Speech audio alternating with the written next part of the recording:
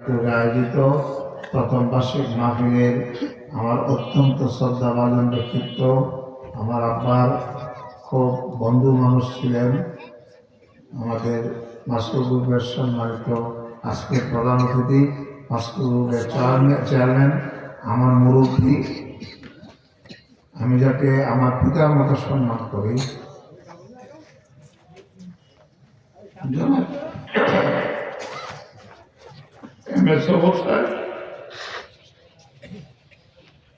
আমরা এই প্রতিষ্ঠানটা শুরু করেছিলাম 2025 সালের জানুয়ারি মাসে।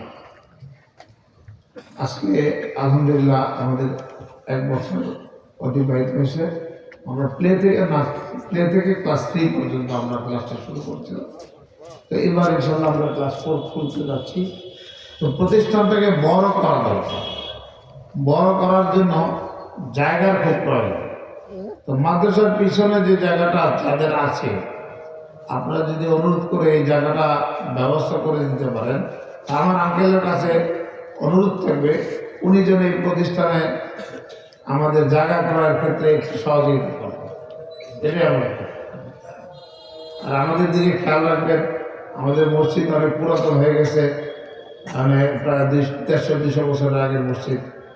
ওনার বাবাও এই মসজিদে নামাজ পড়েছেন, উনিও নামাজ পড়েছেন ছোটকালে এসে। ওনার বাবার সাথে নৌকায় আসতেন, উনি আমাকে বলেছেন এই টাইমে। তো ওনার কাছে আমার অনুরোধ থাকবে আমাদের এই ছোট্ট প্রতিষ্ঠানটা থেকে দিকে যেন খেয়াল রাখে। উনি কোটি কোটি টাকা বাংলাদেশ জমিয়ে জালারিসকে দিচ্ছেন, বিভিন্ন সালাফি কনফারেন্সে বিভিন্ন মাদ্রাসায় দিচ্ছেন।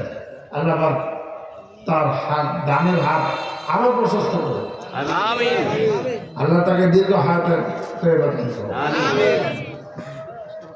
তিনি অসুস্থ মানুষ।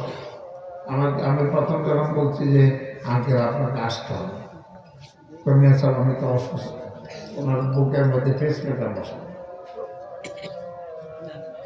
মাঝে মাঝে সমস্যা হয়, এবার কেড়ে ভর্তি হয়, আবার ওখান থেকে সিঙ্গাপুর যায়।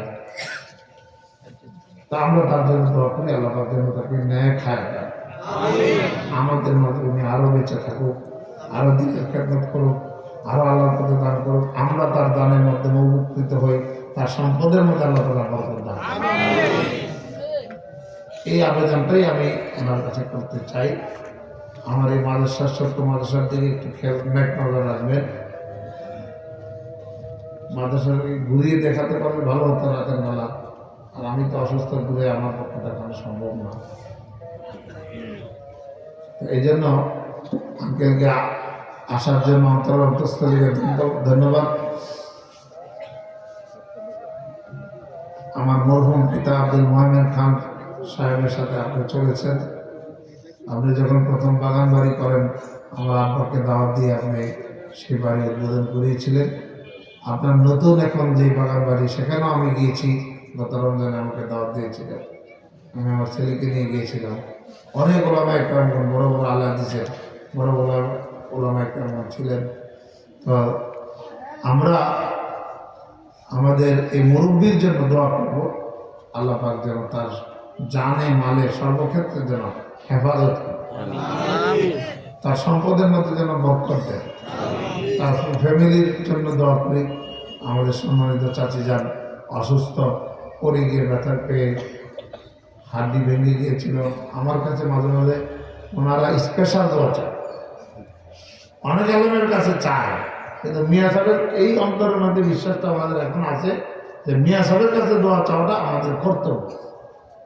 চাইলে হয়তো আল্লাহ, মিয়া সাহেব যদি আল্লাহর কাছে চায় তাহলে আল্লাহ কবুল করতে হবে, এই বিশ্বাসটা আমাদের আছে, ওনার পরিবারের মধ্যে আছে, ওনার ছেলে মেয়েদের মধ্যে আছে। তো ওনার সাথে আমার পারিবারিক সম্পর্ক, এই জন্য সেই সম্পর্কের দাবিতে বলছি যে আপনি আমাদের ভবিষ্যতে যদি জায়গাটা আমরা ক্রয় করতে পারি, ক্রয় করার জন্য যে মালিক আছে তার সাথে আমাদের একটা সমঝোতা হয়, সেক্ষেত্রে আমরা আপনার কাছে বড় একটা সহযোগিতা কামনা করি ইনশাআল্লাহ। আল্লাহ যেন আপনাকে সেই সহযোগিতা করার তৌফিক দান করেন। এবং আজকে আসার জন্য অন্তরস্থল থেকে আপনাকে ধন্যবাদ। অসুস্থতা থাকা সত্ত্বেও আপনি আমাদের সফর রাখবেন সব। আমি অসুস্থ মানুষ দোয়া করছি, আল্লাহ কবুল করবেন। অসুস্থ মানুষের দোয়া কবুল। ব্যক্তিগত ভাবে অনেক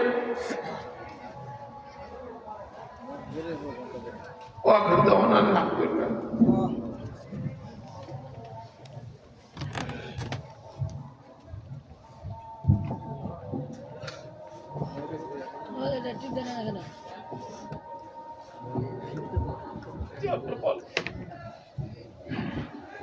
আসসালামু আলাইকুম ওয়া রাহমাতুল্লাহি ওয়া বারাকাতুহু।